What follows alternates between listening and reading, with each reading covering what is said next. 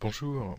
Alors ceci, ça va être une petite intro au Wrap Deformer et on va voir un petit peu comment on peut utiliser le Wrap Deformer avec les Blend Shape.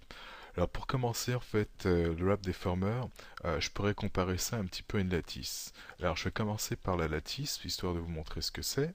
Alors je me crée une sphère et la lattice, alors je fais sous Create Deformer Lattice, donc un outil qu'on peut utiliser aussi en modélisation. Là je la crée. Et donc ça vient de me créer cette cage. Alors je vais pouvoir changer les divisions de cette lattice.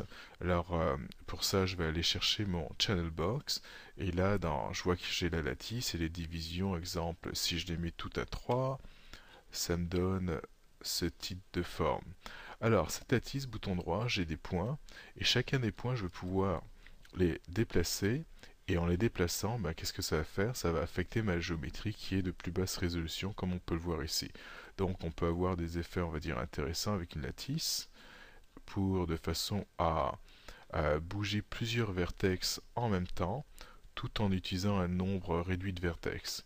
Alors quand je parle de plusieurs vertex, je parle des vertex de ma sphère qui sont bougés, et pour pouvoir les bouger, j'ai utilisé cette petite cage.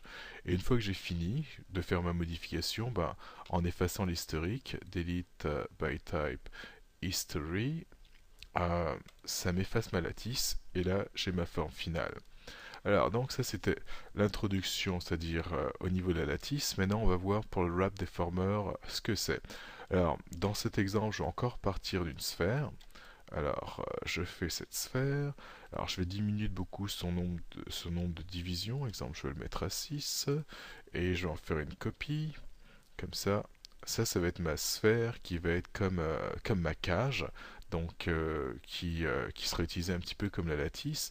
Et ça va être la sphère que je vais appeler la sphère haute résolution. Alors, pour elle, je vais augmenter son nombre de subdivisions. Comme on peut voir, j'ai deux sphères, une qui en a vraiment beaucoup plus que l'autre. Alors, je vais les renommer histoire qu'elles soient un peu plus faciles. Alors ça va être mon high poly. J'efface son historique, j'en ai pas vraiment besoin, en tout cas pour les deux. Alors, edit, delete by type history. Et là, ça va être mon low poly. Alors, L-O-P-O-L-I. Alors, low poly. Donc, donc j'ai un polygone haute résolution et un autre basse résolution. Alors ce que je vais faire, c'est que je vais utiliser ça comme étant une cage pour pouvoir déplacer les points de cette sphère. Alors première chose, je vais les mettre un par-dessus l'autre. Alors ça va être simple, j'ai juste à leur donner la même valeur, exemple dans les translations, enfin les positionner au même endroit. Alors si exemple je mets à 5, alors qu'est-ce que ça va me donner si je mets ça à 5 ou à 4 peut-être? Ok, c'est là. Alors là, euh, peut-être pour vous aider à mieux comprendre, donc j'ai toujours deux géométries. Et là, je vais utiliser mon Wrap Deformer. Alors, juste avant d'utiliser le wrap, ce que je vais faire, c'est que je vais agrandir un petit peu mon low poly de façon à ce que ce soit un petit peu plus facile pour la sélection des vertex et je vais en profiter peut-être pour y mettre un shader de couleur et comme ça va être un petit peu plus facile de voir finalement le résultat. Alors pour le shader, je vais prendre une couleur au hasard du rouge et je vais jouer pas mal sur la transparence. Alors je vais le mettre pas mal transparent, donc ça devrait aller et ça va être un petit peu plus facile pour qu'on voit le résultat. Alors je désactive la grille, j'en ai pas vraiment besoin. Alors niveau sélection, lorsqu'on fait un wrap deformer, je pourrais comparer ça un petit peu à la sélection parent-enfant. Alors donc je vais d'abord sélectionner mon high poly et je veux que le high poly se fasse contrôler par le low poly. Alors donc low poly en second. Et là, je vais aller sous Create Deformer, Wrap. Alors, options, comme d'habitude, on sait que j'aime bien faire des resets. Alors là, au niveau des options, ce que je vais faire, mon Auto Weight Threshold, je vais le désactiver et je vais déterminer moi-même la distance maximale. Alors, je vais prendre une valeur très petite, alors 0.01, et là, je fais Create. Alors, donc cette distance, plus tard, on va pouvoir la changer dans l'historique ici, si jamais ça ne convient pas. Là, on va voir si ça convient. Je prends ce point-là et je me mets à le déplacer vers le haut. Et là, comme on peut voir, il se passe pas grand-chose. En fait, ce que je voulais, c'est que les vertex de cette sphère suivent ce vertex-là. Et donc, bah, comme j'ai dit tout à l'heure, ça a rapport directement avec le max distance. Alors donc, je vais dans l'historique de ma sphère qui est en haute résolution. Je vais sous la node wrap. Et là, le max distance qui est de 0,01. Je vais changer ça pour une valeur un petit peu plus grande.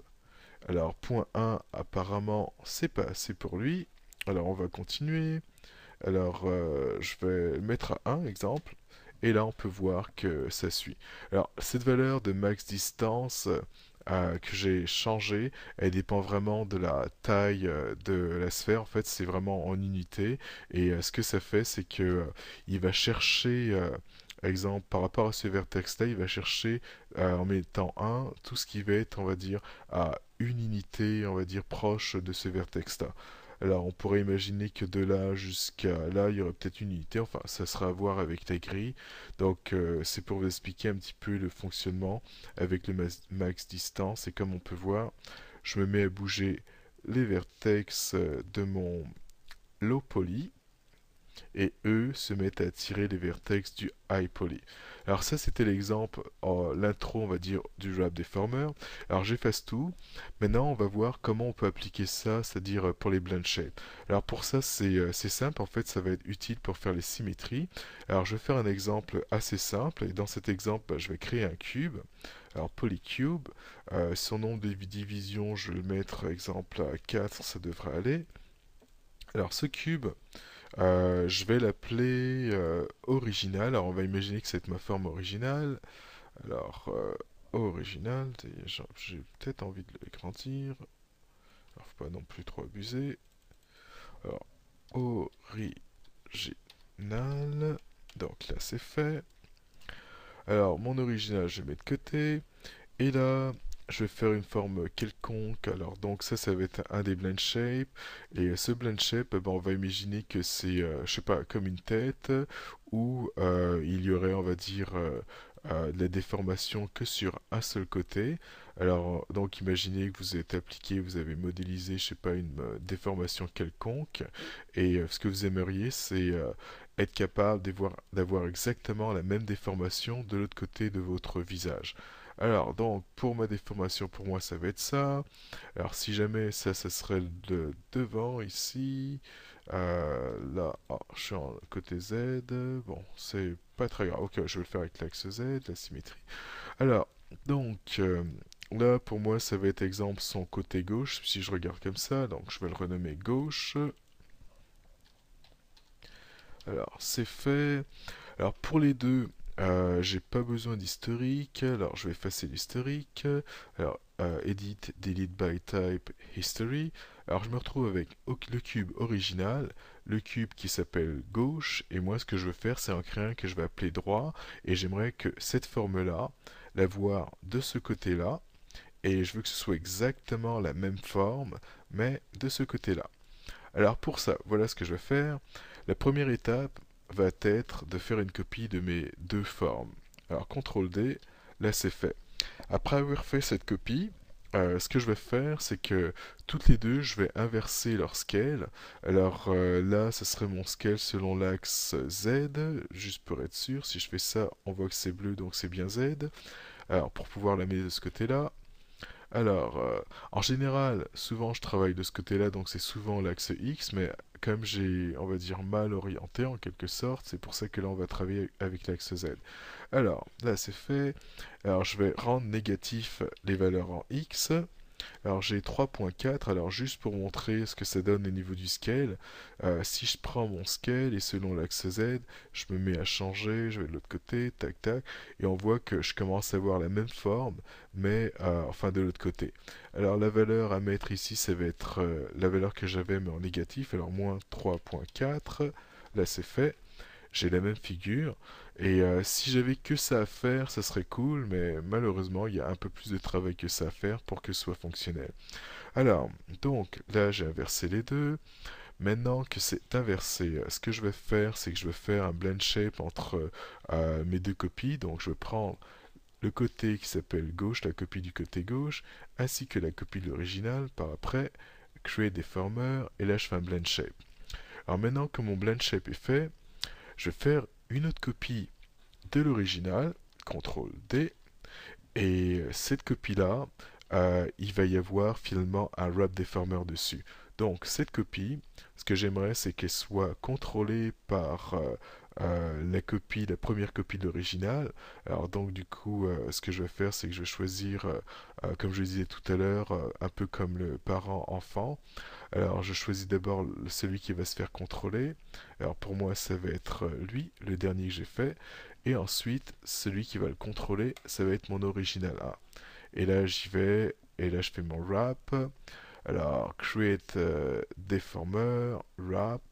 Là, c'est fait. Alors, on se souvient que j'avais une valeur qui était très très basse au début. On verra si j'ai besoin de le diminuer. Alors, enfin, d'agrandir plutôt le max distance. Alors là, on se retrouve à voir euh, trois objets qui sont l'un sur l'autre, original, original 1, original 2. Alors original, ça serait celui qu'on ne touche pas, qui serait celui qu'on avait au départ. Ensuite, original 1, c'est celui dont la valeur en Z est inversée. Et aussi ce il a sur lui un blend shape qui va lui permettre, lorsque je vais l'activer, d'avoir cette forme-là, c'est-à-dire le côté gauche. Donc lui, son Z, il est en négatif. Si je prends lui, le Z aussi est en négatif.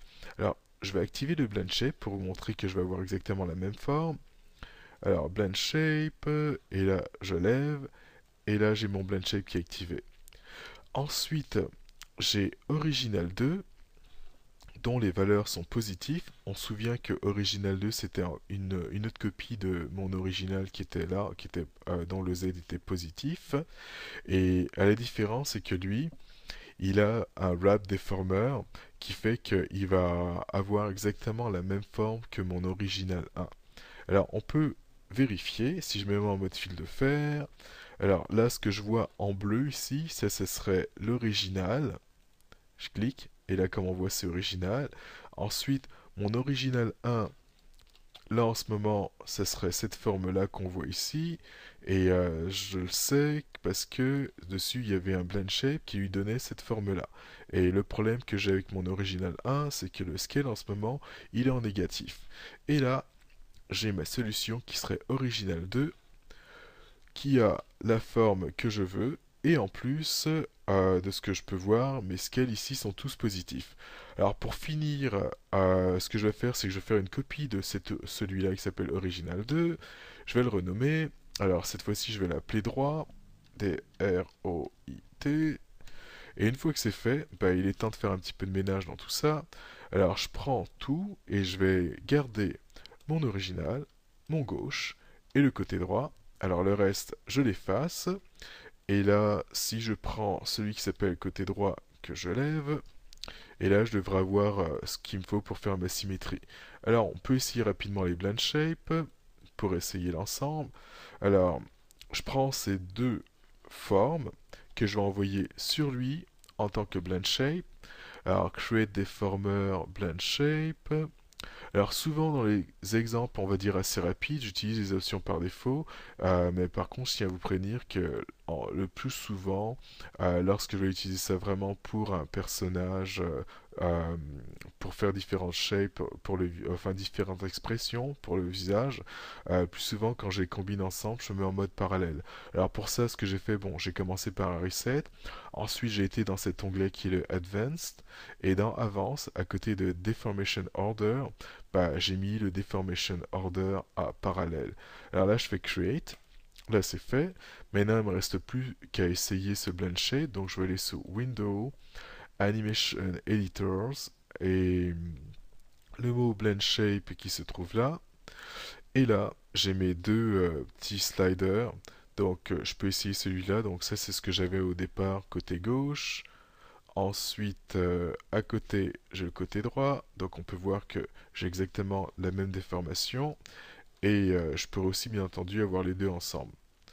Alors, donc ça illustre un petit peu l'utilisation finalement du wrap deformer dans ce cas-là, et plus tard on va voir Enfin, je vais vous montrer un exemple où je vais appliquer cela sur un visage et vous allez voir comment j'ai créé rapidement le côté symétrique en utilisant un Wrap Deformer. Alors, j'espère que vous avez aimé et à la prochaine.